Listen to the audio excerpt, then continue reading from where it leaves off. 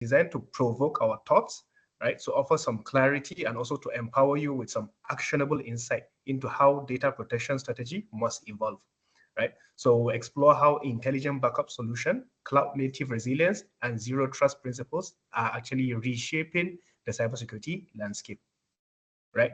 And also how that impacts on your organization. So whether you're an IT leader or security professional or maybe a data compliance officer, right? This session is actually going to be very engaging for you with our expert presenter today, which is Casey Rivera from Druva, right? So Casey is a very experienced solutions architect with about 18 years of experience in IT and also cloud transformation. So he actually specializes in secure, scalable solutions that support enterprise modernization, right? So he's going to be sharing these insights today, and we hope to benefit and learn a lot from him, right? So without any further ado, I'll pass it to Casey to take over the session for today. And for those of you that stay till the end of the session, we do have a free offer for you guys at the end. So please feel free to stay towards the end. Thank you. All right, thank you very much. Yeah, so again, my name is Casey. I'm based in here in Singapore. So hopefully, I'll probably met a couple of you guys in some of our on-site event. So before I start, so obviously, what we're looking into is, when we talk about IT, we're talking about cloud or any specific IT solutions. Uh, Most of the time, a product is supposed to address specific common industry challenges, right? Now, if we go back, say, 10 or 15 years ago, virtualization or physical to virtualized environment has been a common trend. We have seen the rise of VMware, Nutanix, and Hyper-V, wherein organizations would try to consolidate, lesser number of hardware into a virtualized infrastructure. So obviously, it's still great. I think still one of the main challenges that we have seen across the years has always been what we call the operational overhead, right? Especially during the pandemic period, wherein a lot of people are not able to go back to the data centers or not able to go back to the offices, and this has dragged in a lot of this complexity. And at the same time, most of the um, recent compliance requirement as well, wherein we are looking at GDPR or we're looking at PDPA or anything that is equivalent. So we are not able to just easily have that insight or foresight to identify any of those sensitive data. And then obviously now when we look at infrastructure, it has also become what we call a 0 day in terms of security. More and more organizations nowadays have started to really focus or make the security team become the enabler of each of the solutions or applications that a certain organization are developing. And then obviously, when we look all this organically or as a whole, we can see this three implications, right? So we're looking at the complexity to operate. At the moment, we can see as well that AI has been rampant, has been trending wherever you go. People are using, generative AI. They're using large language models, but of course, at the back end, it's all APIs. We are still looking at it from a cost perspective of investing on large language models and also compute. The second is, of course, cyber resiliency. We're talking about does any of the organization have the capabilities to understand um, the blast radius of an attack if ever they got infected? And then, of course, higher TCO customers or more and more organizations at the moment. The first question that they would ask, even the specific technical team, is, how much are you investing on a specific solutions or applications wherein does it really predictable in terms of hardware or personal costs? Do I need to maintain it? How much time in a day would I be investing to maintain a certain infrastructure? Now, as I mentioned, all of this, these are what we call our day-to-day basis if you're like a regular IT guy. Now, from a CTO or a C-level perspective, we really are looking at TCO. We're looking at, what is it for me to gain on my future business needs. So with Druba, what we're trying to do here is we're helping organizations remove all of those roadblocks in terms of complexities of maintaining infrastructure, the complexities of um, managing multiple applications in terms of sensitive data governance, in terms of cyber resiliency. So we are very simple, a fully managed SaaS platform. So we do the hard work, basically. So, and we are what we call born in the cloud. So we are one of the few vendors, or we are the only vendor in the market within the Magic Quadrant leader. So later I'm going to show you where it is.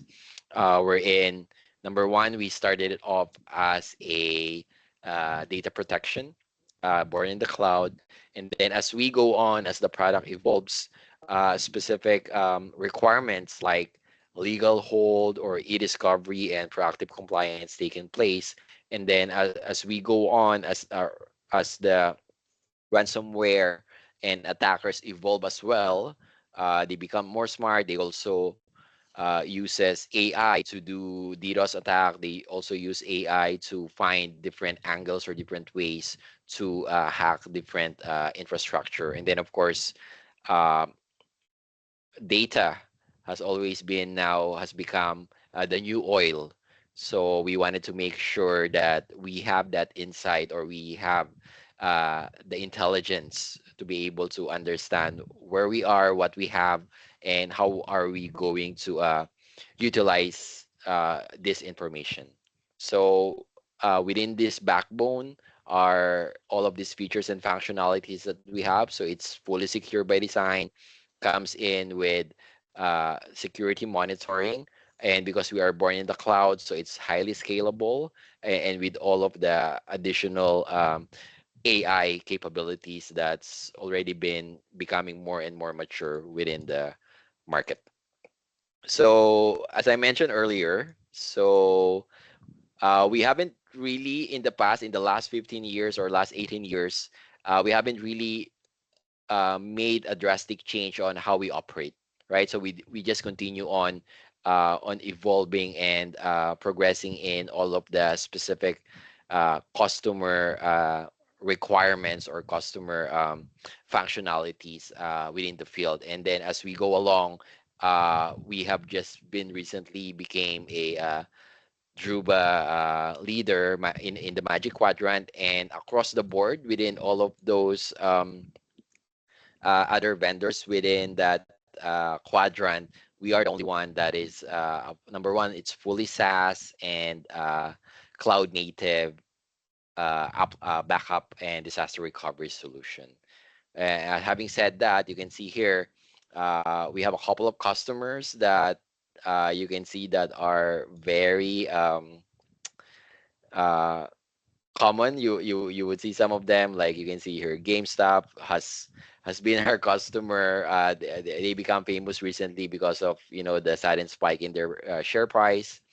NASA uses us as well, and then of course, very very common logos like Marriott is using us to actually protect 400,000 users across the board. And then there's quite a number of uh, organization as well that trust Druva to protect their workloads.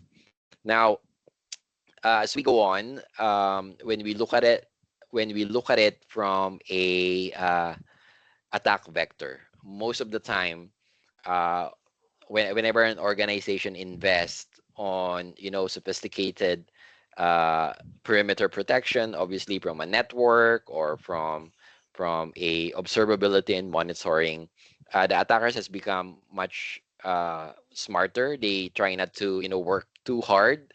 They would just start to do human hacking, right? So it's much more easier for someone to go straight to a less technical person. So Just to confirm, someone actually asked, if the slide is moving. From the condition Zebra team, can you confirm whether you guys are seeing the common cyber attack vector slide? Okay, cool. Thanks, Manpreet. All right. So I'll give you an example, right? So let's walk through a typical cyber attack vector. Um, as illustrated right here, it all begins with very simple, right? So we work on a stolen credential.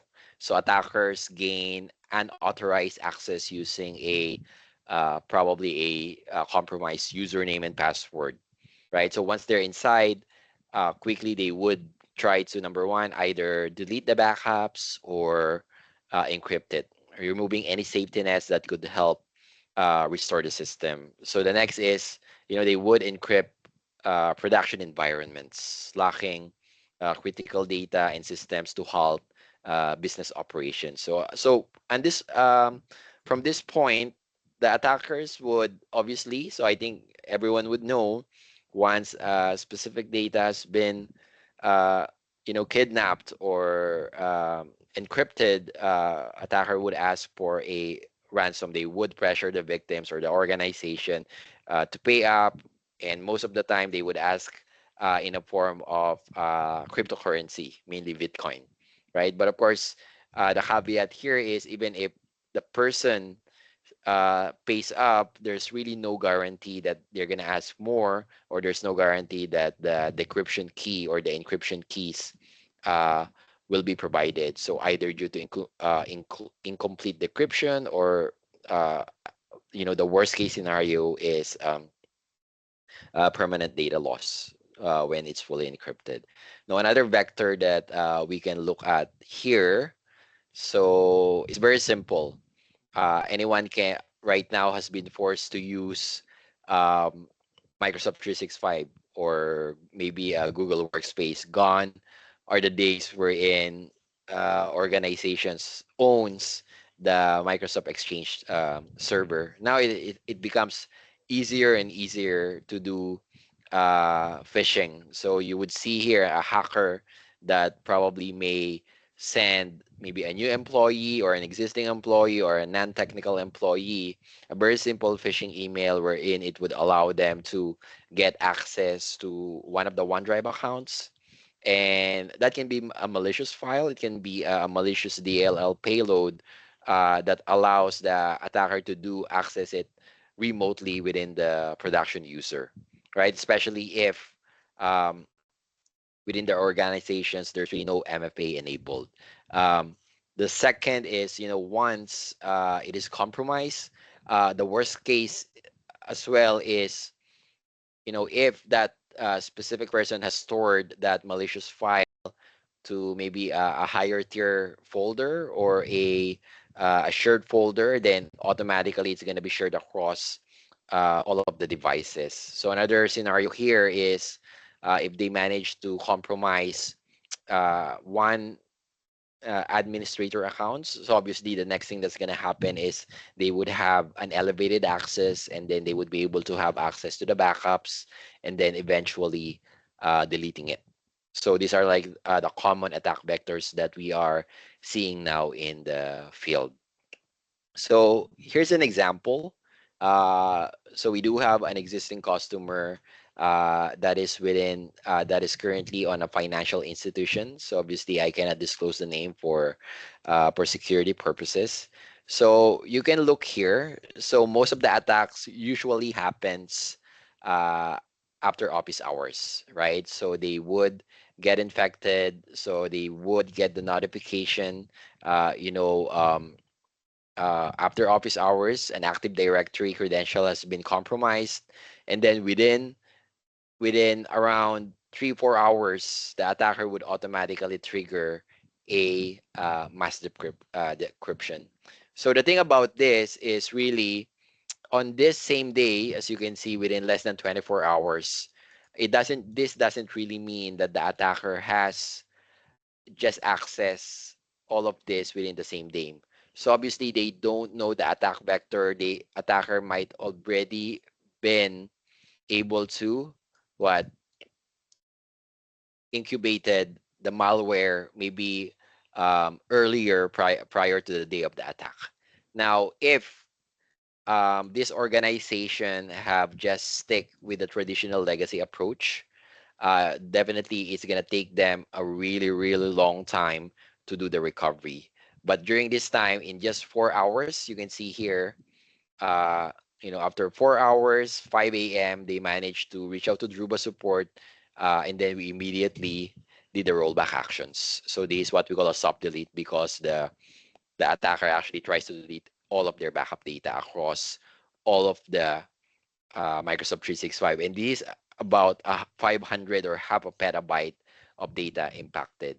And then by Sunday evening, right? So they are able to restore and ready to begin full operation on Monday morning. So they are very happy and then have just added more workloads to be protected within Druva. Now, the next question is, would you be able to get a specific applications to protect your data from end to end? So what I meant end to end is, can a platform be able to cater all of this from Microsoft 365 to endpoint laptop devices up to the server workloads? So obviously, we cater to all of this within the Druva Resiliency Cloud, which is a end-to-end solution. So we can start off with SaaS workloads. So we have Microsoft 365, Google Workspace, CRM systems.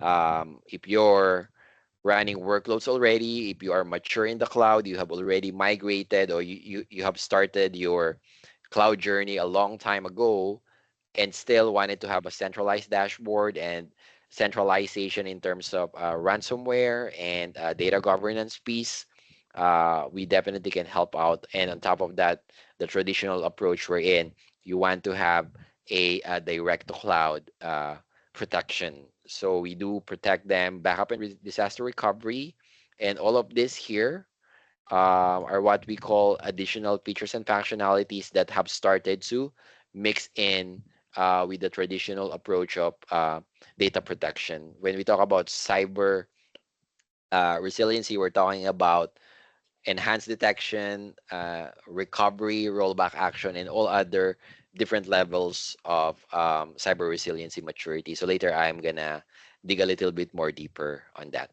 So this actually gives you a really good summary on where you are right now, what are the workloads that you wanted to make sure that have all of this features and functionality in place. Okay, I'm gonna increase it up a bit. So just to make it a much more interesting. So you can look at here and then you would see.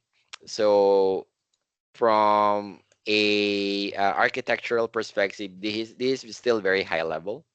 So we have what we call the direct to cloud approach architecture.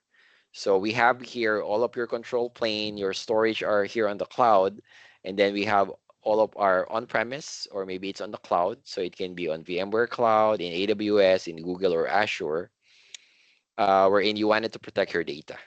So obviously, if customers have multiple sites, you can just easily register those sites directly to the cloud, and then we can protect them, right? And then, of course, if say in some parts of Malaysia or Indonesia or wherever it is in the world, they have a simple site, maybe a single branch office with a small server in place.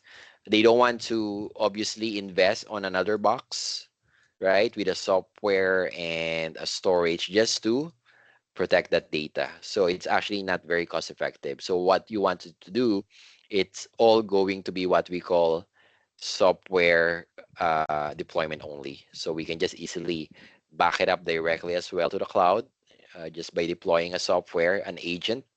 And then from there, we will be able, number one, address bandwidth issues. So we can provide bandwidth throttling, compression, and deduplication that are fully secure and encrypted, right? So this is actually how we are addressing complexity in hardware whenever you want to deploy a data protection solution. And then, of course, on top of that, if they want to have a disaster recovery as a service, wherein they also don't want, or organizations also don't want to invest on a separate DR site, right? So typically in legacy approach, you would have your on-premise data center, and then you would have maybe half resources on a DR site, so that some of those critical servers or critical workloads or databases, right, needs to be backed up, or they have a very low RTO and RPO requirement.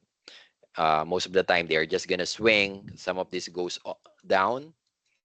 What they're gonna do is they're gonna swing it to your DR site. So with us, it's very simple. They don't need to invest on any of the disaster recovery sites. They can use the cloud directly. So it can be AWS, or they can be on any of this MSP.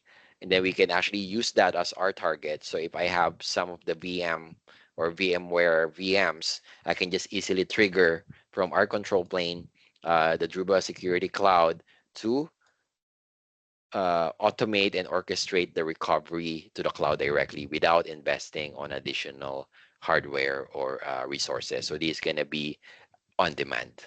So that's the beauty of having this secured SaaS platform.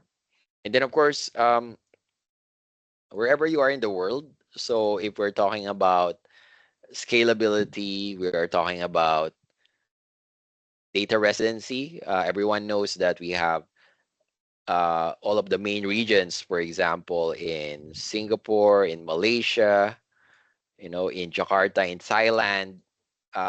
We all have the regions, the cloud regions available already. So these to make sure the secured data residency requirement or compliance are in place. So that's the good thing about this as well. And then, of course, if we're just really looking at a much more simpler approach, customers would be able to easily deploy this, right? In 15 minutes, all the patching, all of the CVEs would all going to be gone, right? So someone's gonna manage it for you, including if you want to have global policies or granular control with built-in analytics and insight. So now when we look at it, what does it really mean to, number one, adapt a SaaS vendor that can provide a highly resilient solution? Now, I'm going to walk you through over on what it's really meant to have is what we call cyber resilience maturity levels, right? So number one and number two right here. So you can see, so we're looking at level one and level two. So these are all very common, even the small, medium companies. So they just needed to make sure that they do have what we call the 3-2-1 backup rules, wherein you have at least three sites, three copies in two sites, and one offsite. Some vendors would even say, oh, 3210, just to make sure that the backup has no error or zero error when the backup has been completed. Though, so the second part here, most of the time are very common as well. So you can see here, immutability of the backup infrastructure. You just want to make sure that it's highly resilient. You can have a DR site and a prod site at the same time, right? What's harder would probably starts off from level 3 up to the level 5. So when we look at level 3, so this is talking about cyber remediation. So which means that if your infrastructure or your data protection or your backup infrastructure has been compromised already, so you didn't had enough backup security, it got compromised maybe through the IDP or through identity. Obviously, what you want to understand is, the ability to separate clean copy to the impacted ones. You may have backups, you may be able to protect your backups or data within your storage. Your data might be encrypted already, so the attacker cannot make use of it. But now your main problem is how do you know, what I have mentioned earlier, like how far back did the attacker actually encrypted or infected your data. So this is what it meant by cyber remediation. So which means that you should have the ability to look at it at your backup data, check whether it's impacted. If you need to recover, you need to make sure that you recover the clean data, because the last thing that might happen is you clean up everything, you isolated everything, you want to recover now. After the recovery, you didn't know that some of those data are also infected, making it harder for you because it just reinfects all of your existing production environment again, right? So that's for level 3. Now if we look at level 4, so this is really for you to uh, further understand the attack vector first. Second is the blast radius. You want to understand, when did it happen, why did it happen, and then where are the gaps, and how can you avoid future reinfection. So you want to investigate, what type of ransomware, what are the hash values, has it been existing within the production environment for a long time. And then the last part here, which is level 5. So this is more on enhanced detection. So you wanted to make sure that you have the ability to easily detect compromises on your backup and production data. So having said that, right? So now I have made it clear, how to go from level 1 to 2, to have this maturity. So I'm sure all of you would want to make sure that you do have roadmap and you would at least have level 3 to 4 in terms of your cyber resiliency or your maturity in cyber resiliency. Now, here are some of the key features that would allow you to actually comply with that. So number one, if we're talking about data immutability, simply you just need to make sure your data are immutable, no gaps in backups. You can lock the data. You should have the ability to sub delete. So meaning if someone tries to get access on your infrastructure, they should not be able to just easily delete your backups. And then, of course, security, backup security. We're talking about zero trust platform and then access separation. Now, from level 3 to level 5, you can see here for cyber remediation, we're looking at fast and clean recovery. It gives you the ability to easily understand and scan data within the backup before you even recover. And then it also gives you the ability to quarantine those snapshots when it has been detected to have been infected as well. And then, of course, for level 4, we are really are looking at threat hunting to find the source of infection. You manage to identify the hash values, maybe using your third party, malware or ransomware software. You get the report, and then you definitely want to use those to proactively look for ransomware within the rest of your data. And then, of course, if you want to easily get those reports, obviously we would want to leverage generative AI to analyze it for us, right? So as form of a business intelligence. And then, of course, for level 5, we're looking at advanced threat detection, wherein it comes in within the platform for you to have this managed data detection and response. So this is part inclusive within the Druva cloud platform.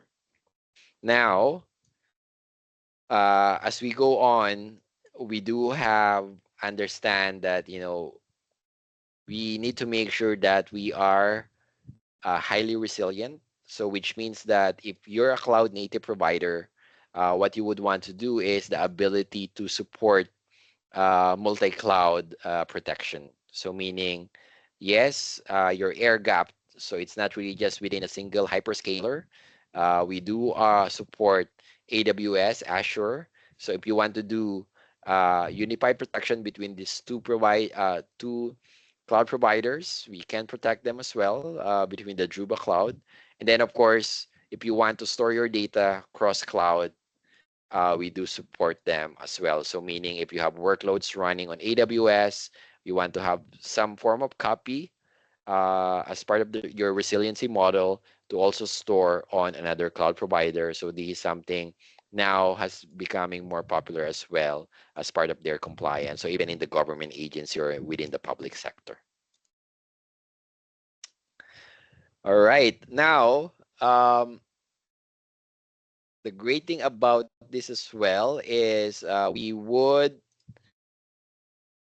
within the platform, so we have introduced recently, so at the heart of Druva's revolutionary approach, we have these three robust platform pillars, which is data security cloud, autonomous protection, and rapid response and guaranteed recovery. So we have introduced before, we call this Drew AI or Drew AI Investigate. So it actually helps organization to easily create analysis to flash out, number one, suspicions within the admins if there are unusual data activity. So this is very important to easily understand spike or unusual behavior within your data, simply because if there's an anomaly, for example, if you have like a couple of hundred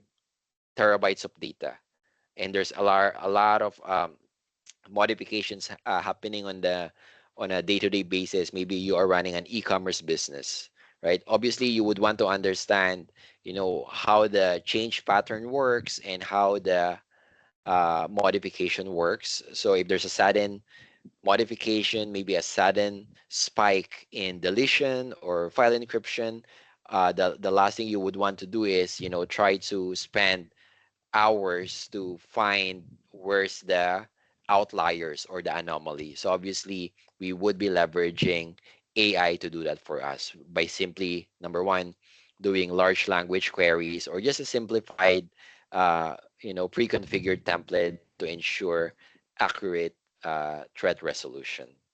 Now, another part here is, so we do have the AI for us to create reports. We can leverage AI now within the platform to create automated investigation. Now, from a perspective wherein you want to have a really good customer support experience, it also comes with what we call a Drew AI Assist, right? So this is what we call an AI powered instant answers, runs 24 by 7 and helps troubleshooting. And then, of course, if time comes in, they still want to have like a real person to do it for them, then we have uh, come in, or we have provided customers both without an additional cost, right? They don't need to like pay extra just to get a really good customer service for their data protection and cyber resiliency solution. Now, I think the next question here that probably customers would ask is, how do you adapt this solution? Well, what's going to be the licensing would be like? So because of our what we call global deduplication technology, Druva has always been we always make it easier for customers to uh, understand our licensing scheme. Now, if we are looking at end users, maybe 365, so it's always or desktops, laptops, devices. So we actually just uh, charge them on a per user basis. If we're looking at hybrid workloads like cloud workloads, native workloads, on-premise workloads, we charge them based on the number of storage, right? So that's why I actually emphasize on this global deduplication. For example, from here, if all of my data, say for example, is 21.6 gigabyte. Now, after we did our global source-based deduplication. You can see here, it's compressed, stored, and then it ended up only at 5.4 gig, then we would only be charging customers on the what we call post compressed, post deduplicated storage. So instead of the customer paying for the 21.6 gig worth of backup data, with Druva, they only need to pay 5.4 gig worth of data, and that would be inclusive of all of the secured features and functionality that I have mentioned earlier. So this actually revolutionizes how we do the licensing versus all of those backup vendors wherein they would just charge you based on the number of servers, CPU cores, or the numbers of instances or vCPU. So with us, it's very simple. If it's an endpoint data, Microsoft 365, Google Workspace, laptop, it's per user. If it's workloads, data center workloads, hybrid workloads, then we charge them post deduplicated storage size. So that's pretty much for us. Now, how confident are we, as a company that we can protect as a SaaS vendor, that we can protect customers' um, data? So obviously we can protect them. So we do have the data durability, availability, reliability, and immutability. And these are what we call 100% confidence. With this guarantee, so we actually offer customers, right? So we have what we call Druva's 10 million data resiliency guarantee. Yeah, to give customers the guarantee that their data would be available. It's zero errors. You would be able to recover in time. You can recover cleanly, and you would always have access on your backup data with this guarantee. There would be a total coverage and zero compromise. And then, of course, just a quick recap and summary when we look at it from a TCO perspective. So you can see here, so these are what we call our traditional approach, right? So you get your snapshots, you have your storage, and all of this, uh, factors that makes it much more easier, much more harder to manage and more complex to manage with higher TCO. So you can at least get up to 40% lower TCO with all of these features and functionality to make your cyber resiliency maturity level up to at least from level 3 to level 5, right? And with that, so I think we would be opening our floor or our mics, our virtual mics, for Q&A. So if you guys have any questions, we would be happy to, answer them for you. If you're shy, or probably you can, we have the chat window right here. So you can type it right now. And yeah, be very happy to answer some of the questions. We actually we have more time, so I think we have at least 24 minutes for the Q&A.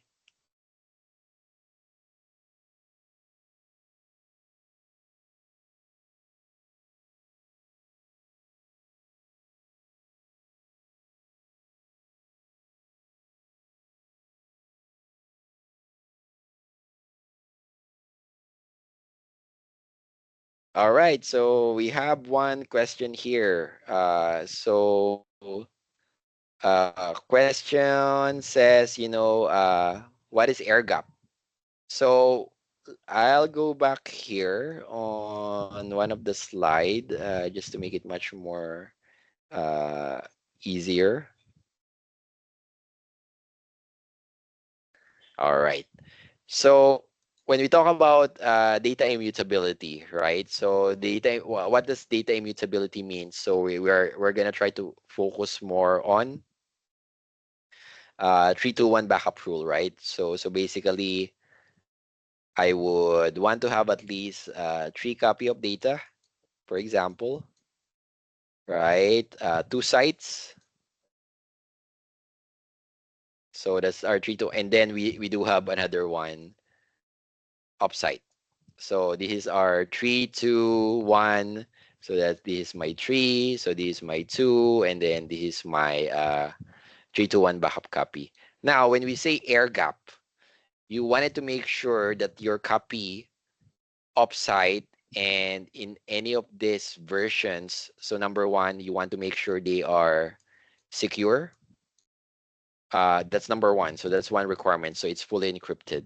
Second is when we say air gap, so it is fully protected from number one, so ransomware, malware, or maybe malicious deletion, right? So you don't want your data right here to just easily be accessed and deleted. So when we say air gap, it's actually outside of your traditional infrastructure where anyone can access. It can be an attacker or an um, uh, internal teams. So that's when we talk about air gap. At the same time, you want to have some form of a quorum in order for you to make some changes on your backup data. So that's what we meant by air gap. So of course, air gap is also an equivalent of immutable data immutability. All right. Any more question? Okay. All right. So we have another question here. They ask, what's our typical deduplicated data, right?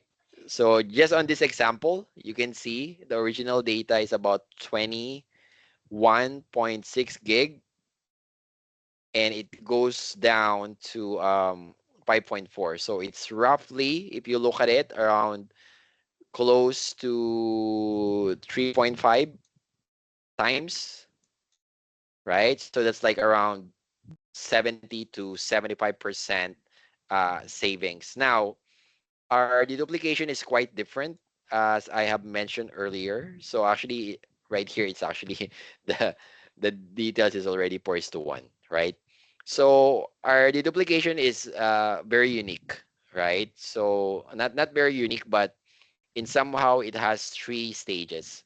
So number one, it's global, meaning we would be able to identify data, unique blocks across multiple sources. So if we see that, oh, this block are have the same block as this one and this one and this one. So we would compare it globally, and then we would say that, oh, okay, these are all redundant data. I don't need to store it to the cloud. I would just create a pointer, create a metadata, and then if this is like 1 KB, right, then I only need to store 1 KB of data, since I can see that these are all unique blocks of data, right? So this is what we call source-based global deduplication. So meaning since we have identified the data at source, we would be able to uh, number one, save more on bandwidth before we even traverse up to the cloud in itself, right? And then as more data comes in, as more chunks of data comes in, a customer actually would be able to get higher deduplication, simply because we would be able to get more and more um, redundancy in those data blocks as well. So that's why a lot of customers who pump in more data, they're actually getting a lot of savings. But from a recovery perspective, if this specific data is 10 TB worth of data, if they need to recover, obviously we're going to create the snapshot for them, right? So this 10 TB as well right here, then we would be able to migrate it back, right? So if this one dies down, right? So this is actually how powerful our global deduplication engine works within the Druva secure cloud platform. All right, cool. Any more questions?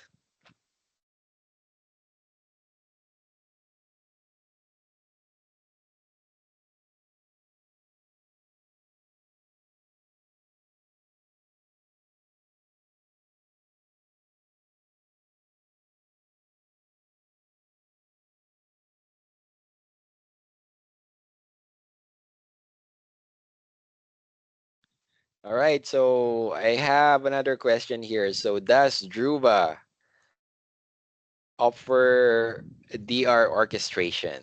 Okay, I'm gonna go back to one of my slides right here. The answer is yes. So I'll give you an example. Say, for example, you have a VMware hypervisor in here, right? So obviously, it's very simple. We back up the data. Say you have 10 VMs that you have already backed up, right? So it's very simple. So customer would own the account on Druva. The only thing they would need to do is just open up their own cloud account right here, say in AWS. And the next step that's gonna happen is customer would just set up the landing zone within AWS as their disaster recovery site, register this account, AWS account to Druva, right? Once that's done, then Druva would be deploying what we call a proxy into their account. So this would be act as the agent. So once that happens, we would be able to identify and index the environment within their VPC and would allow us to do a one-click orchestration, right? So if there's like 10 VMs right here, I would orchestrate, okay, let me do maybe a DR drill or maybe an actual failover. Then I would just orchestrate and then fire up, all of the 10 VMs into the customer's own account. So this is just one-click DR orchestration, wherein customer would prepare their template in advance or their DR playbook. Like for example, what VPC, what subnet, what static IP they would want to get um, as part of their disaster recovery plan. Okay, any more questions?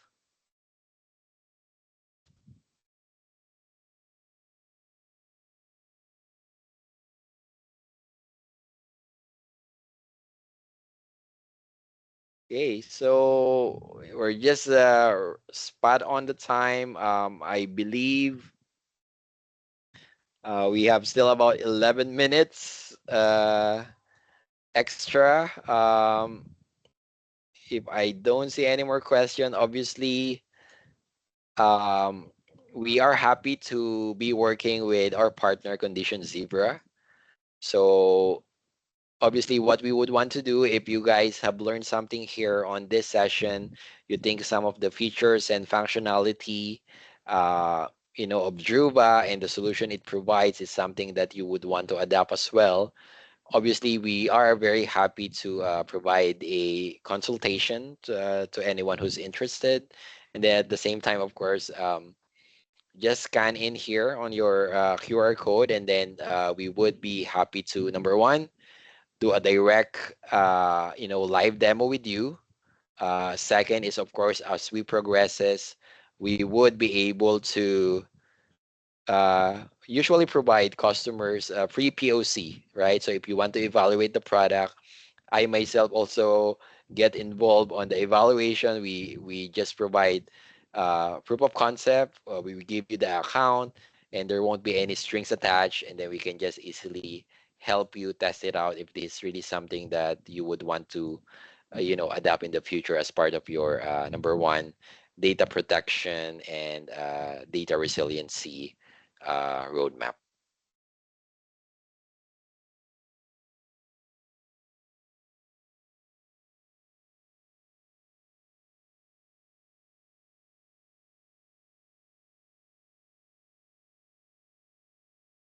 Then, of course, we are Um, so the link, we have also provided the consultation link as well on the chat window. And then, of course, hopefully, if you guys want to know more, you want to get more information. So we are putting in,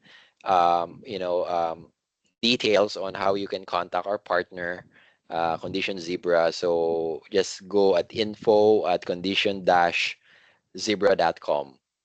And then of course we have the WhatsApp here as well, and then the phone number. So if ever you guys are interested to know more about the solution that we have just presented earlier within the webinar.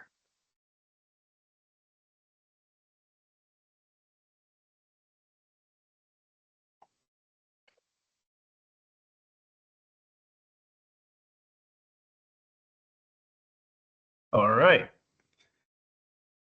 Thanks again, Casey, for this very enlightening session. Yeah, and we'd like to also thank all the participants for joining today's webinar. We hope you actually got a lot of benefit from this session.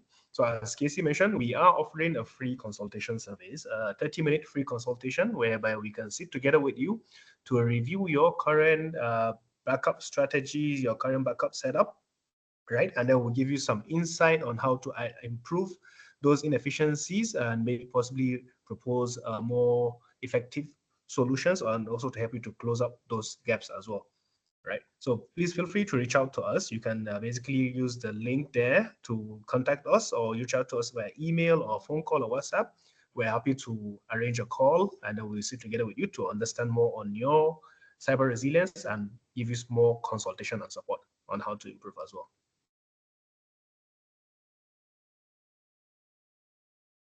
So thank you, everyone. Thanks again for joining today's webinar, and we look forward to see you in our next webinar. We'll keep you updated via email on all the invitations, and look forward to seeing you next. Thank you so much. Yeah, thanks guys. Thanks for the time. Hope to talk to everyone soon. All right, thank you.